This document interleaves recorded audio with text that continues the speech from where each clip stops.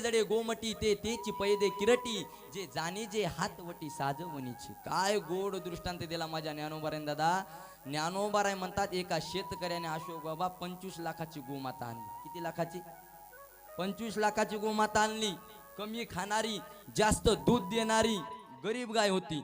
परंतु त्या शेतकऱ्याला जर तीवर दूध, गाय काय सामान्य नव्हती दादा, एका टायमाला 50 लिटर दूध द्यायची.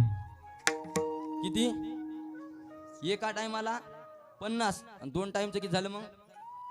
100 लिटर 2 टाइमचं झालं.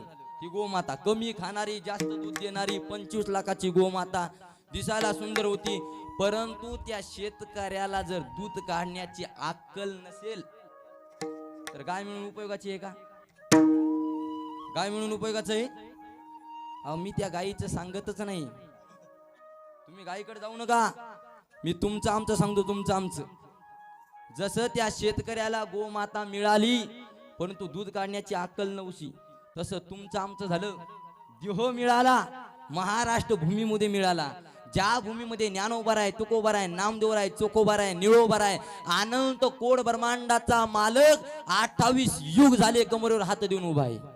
किती? 28 युग झाले कमरेवर हात देऊन उभा आहे. का उभा आहे? यद गोकुले ननुगवा मनुदोहनेन यद्वार्जुनस्य हैरस्मि विचालनेन श्री एकनाथ गुहे चंदनम घर्षणेन शांतो भुजो कटितते विदधन्निवास. कमरेवर हात देऊन उभा आहे. कशासाठी? तुमचा आमचा उद्धार करण्यासाठी. अशा भूमीमध्ये तुम्हा आम्हाला जन्म मिळाला परंतु कळाला नाही, हे आपलं दुर्दैव आहे.